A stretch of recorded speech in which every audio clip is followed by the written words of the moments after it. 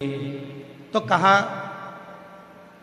फिर वर्णन आया, पार्वती जी ने शिव जी से कहा सारे मंत्र पुराणों में लिखे होंगे, सारे मंत्र पुराणों में मिलेंगे, क्या शाबर मंत्र कहीं लिखा हुआ मिलेगा? तो शंकर भगवान ने कहा नहीं पार्वती, शाबर मंत्र वो मंत्र होता है मेरा बिना पढ़ा लिखा भक्त, जिसको ना मंत्र आए, ना तपस्या आए, ना साधना आए, ना व्रत आए, वो भक्त जब मेरे मंदिर में आकर मुझसे कुछ भी बोलता है, मैं उसको स्वीकार कर कर मंत्र समझकर उसकी झोली भरना प्रारंभ कर देता हूं। उसकी जो जैसी भावना लाया वो वैसा ही फल पाया, नहीं खाली उसे लौटाया वो मन ही मन हर्षा। शाबर मंत्र क्या? तुम्हारे मन से जो बात शिव महापुराण की कथा में, भगवान शंकर के मंदिर में, शिव जी के साक्षी में, गुरु के साक्षी में जो निकल रहा है वो शाबर मंत्र ही है। और उस मंत्र का प्रभाव कितना होता है कि दुनिया के लोगों का काम शिव पुराण की कथा में पहुंचते हैं, 7 दिन की कथा बैठकर सुनते हैं, बाबा से प्रार्थना करते हैं, और दुनिया के लोग कहते हैं हमारा यह काम हो गया, 3 महीने में बाबा ने हमारी सुन ली। क्यों सुन ली? क्योंकि आप सब इस कथा में बैठकर शाबर मंत्र को गुनगुनाते हो, शिव के उस मंत्र का स्मरण करते हो, दिल से प्रार्थना करते हो, और जब जो प्रार्थना करी जाती है वही मंत्र हो जाता है, और उस मंत्र को शिव स्वीकार कर लेता है। शिव स्वीकार। एक पत्र है, अच्छा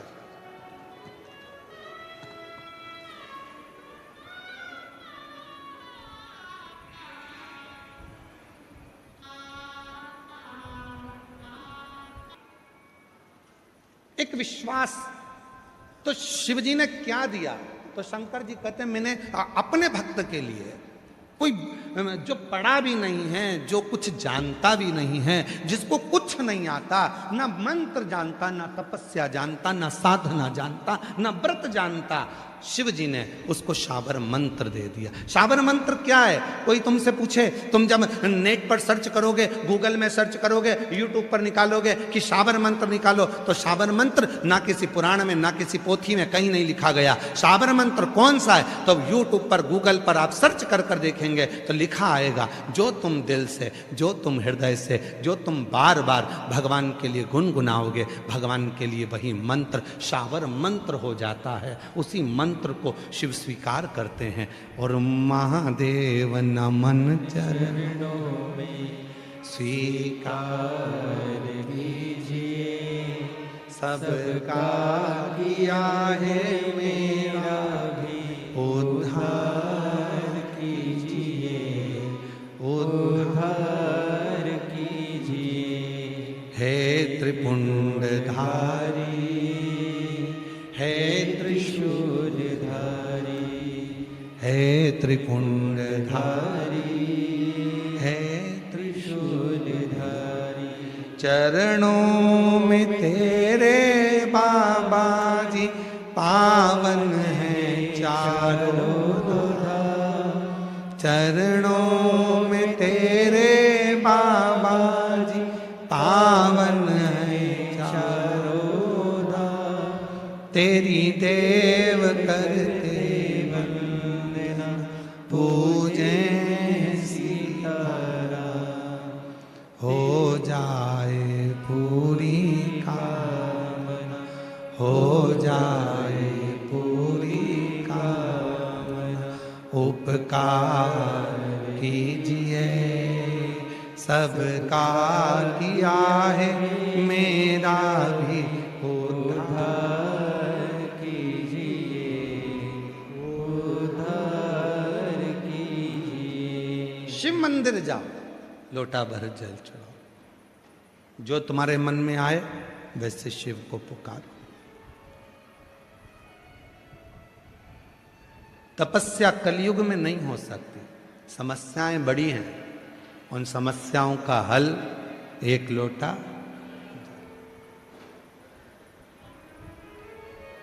बड़ी है समस्या।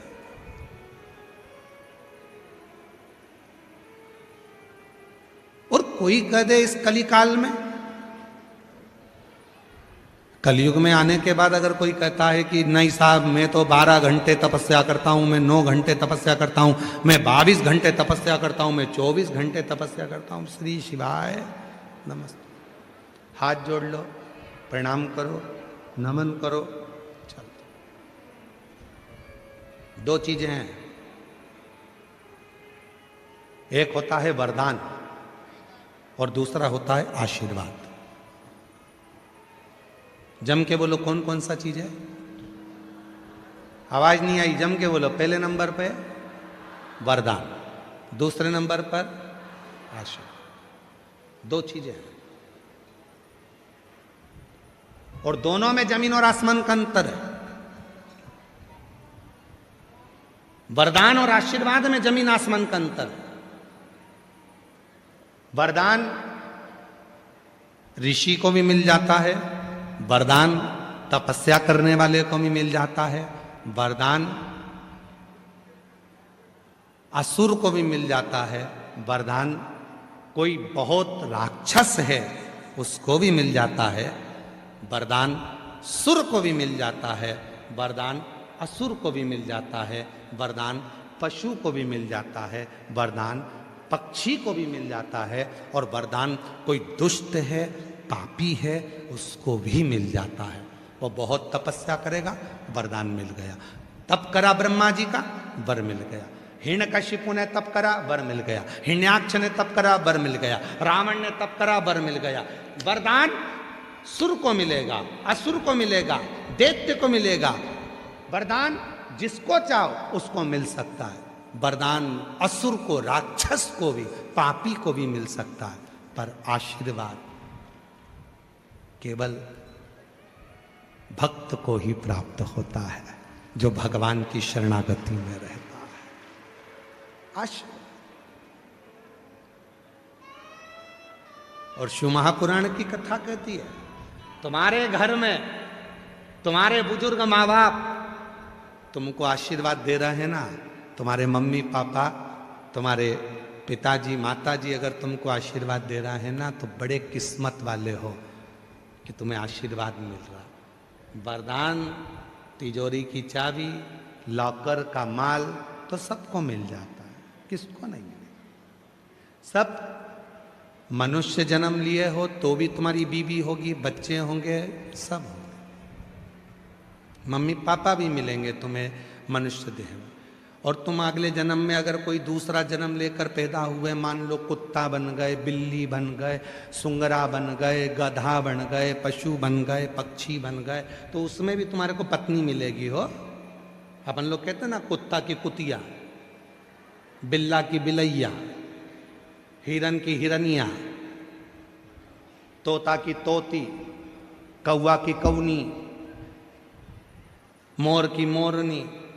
तो हर जन्म में तुम्हें पत्नी मिलेगी। यह मत सोचो कि केवल इसी जन्म में पत्नी मिलेगी। यह तुम्हारा पीछा छोड़ने वाली नहीं है। 7 जन्म का फेरा है तुम्हारा, ऐसे कोई पीछा नहीं छोड़ेगी। हर जन्म में मिलेगी पत्नी, हर जन्म में मिलेगी बच्चे, हर जन्म में मिलेंगे। तुम जिस जन्म में पैदा होगे, तुम माथे की जूं भी बन जाओगे तो वो लीख बनकर पैदा होगी, ऐसे हर जन्म में पत्नी मिलेगी, बच्चे मिलेंगे। खटमल बने तो भी बच्चे मिलेंगे, पत्नी भी मिलेगी। मच्छर बने तो भी पत्नी मिलेगी और बच्चे भी होंगे। हर जन्म में पत्नी और बच्चे सब मिलेंगे, पर हर जन्म में शिव पुराण की कथा नहीं मिलेगी। शंकर को एक लोटा जल चढ़ाने का मौका नहीं मिलेगा। हर जन्म में तुम शंकर के मंदिर नहीं जा सकोगे। हर जन्म में तुम शिव को एक लोटा जल नहीं चढ़ा सकोगे। हर जन्म में तुम पूरे चीटे बनकर शंकर पे चढ़ जाओगे, पर जल नहीं चढ़ा पाओगे। इसलिए ये मानव की जो देह मिली है, इस देह का सदुपयोग करो, इस देह का सदुपयोग।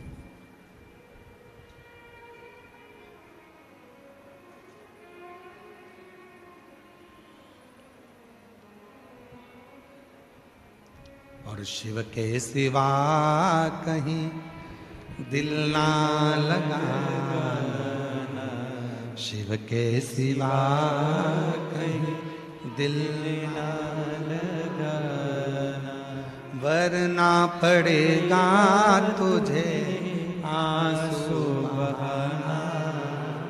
वरना पड़ेगा तुझे आंसू बहाना। शिव के सिवा दिल ना लगाना, शिव के सिवा दिल ना लगा। तो वरदान मिलना सरल है, पर आशीर्वाद मिलना कठिन है। मम्मी आशीर्वाद दे रही है, पापा आशीर्वाद दे रहा है, पिताजी आशीर्वाद दे रहा है, माँ आशीर्वाद दे रही है, रिश्तेदार आशीर्वाद दे रहा है। समझ लेना भगवान की बड़ी कृपा है। कोई तो है जो तुम्हें आशीर्वाद दे रहा है, कोई तो है।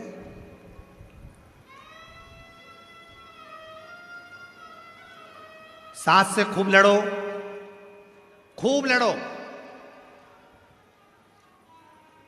ननन से खूब लड़ो, पर पांव पड़ना बंद मत करो। सास से खूब लड़ो, पर पांव पड़ना बंद मत करो।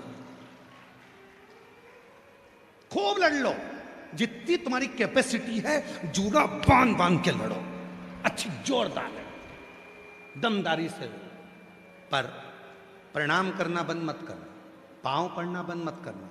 वो लड़ ले, झगड़ ले, तुम्हें रोटी नहीं दे, अलग कर दे, दूसरे मकान में भेज दे, तो भी सिर पे पल्लू मल्लू लेके तुरंत पहुंच जा। और 30 त्योहार पे जाके डोकरी के बुढ़िया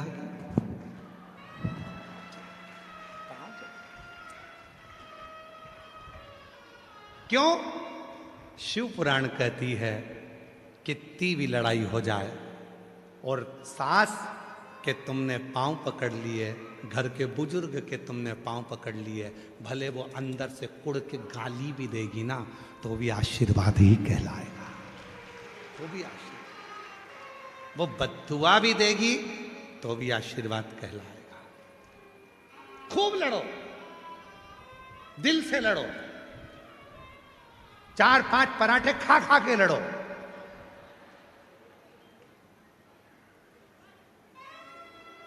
ब्यूटी पार्लर से तैयार होके लड़ो, खूब लड़ो, पर पांव पड़ना बंद मत करो। चरण जरूर पकड़ो, प्रणाम जरूर करो, नमन जरूर करो। कहा गुरुजी हमारे मन में बहुत मन मोटाव हो गया, आपस में झगड़ा हो गया, लड़ाई हो गई, वो हमारा मुंह नहीं देखती, हम उसका मुंह नहीं देखते। क्या हुआ? निसड़ले बनकर चले जाओ, अपने को तो बस जाना है, चले पांव पकड़ो, प्रणाम करो। घर से निकाल देगी तो पांव पड़ने वाले को कोई नहीं निकालता, पांव तो पड़ो, निकाल देगी तो निकाल देगी, अपन तो पांव पड़ो। हम क्या करते हैं? लड़ाई होती है, पांव पड़ना बंद कर देते, प्रणाम करना बंद कर देते। शिव पुराण क्या कहती है? शिव पुराण क्या कहती है? बड़ा कौन है? शिव पुराण क्या कहती है? बड़ा कौन है? शिव महापुराण की कथा कहती है जो किसी के आगे झुककर चलना सीख जाता है वो जिंदगी का सबसे बड़ा व्यक्ति कहलाता है।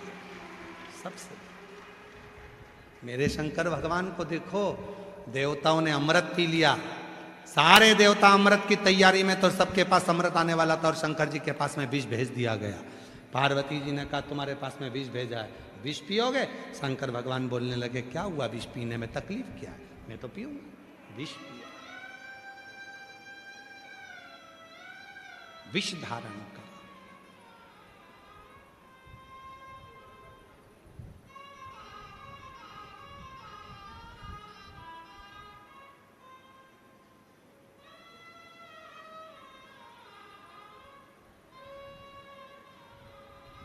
तो कहे कुछ भी। शिव महापुराण की कथा कहती है आशीर्वाद लेने में पीछे मत हटना। एक गलती हो गई थी ब्रह्मदेव से। ब्रह्मा जी ने कह दिया था ये पूरी सृष्टि का निर्माण मैंने किया है और सृष्टि का निर्माता भी मैं हूं, रचने वाला भी मैं हूं, संहार करता भी मैं हूं, सब कुछ मैंने किया, सब कुछ। भगवान विष्णु के मुख से निकल गया था, ब्रह्मा जी तुम कहते हो कि सृष्टि तुमने बनाई है, निर्माण करता तुम हो, संहार करता तुम हो, बनाने वाले तुम हो। तब भगवान नारायण ने कह दिया कि सृष्टि का निर्माण करता भी शिव है, चलाने वाला भी शिव है और संहार करने वाला भी शिव। प्रभु आपकी कृपा से सब काम हो रहा है, भोले आपकी कृपा से सब काम हो रहा है। करते हो भोले बाबा मेरा नाम हो रहा है, करते हो भोले बाबा मेरा नाम हो रहा है, भोले आपकी कृपा से सब काम हो रहा। सृष्टि रचने वाला भी शिव है, सृष्टि को चलाने वाला भी शिव है, उस सृष्टि का संहार करता भी शिव है। वो तो जवाबदारी थोड़ी भगवान नारायण को दे दी, जवाबदारी थोड़ी सी भगवान ब्रह्मा जी को दे दी, जवाबदारी थोड़ी सी इंद्र को दे दी, वरना सारा काम तो शिव का ही है।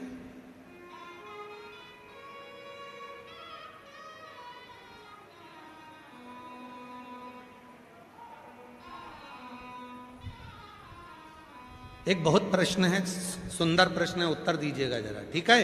सभी लोग उत्तर देना। किडनी जरूरी है, लीवर जरूरी है कि श्वास जरूरी है?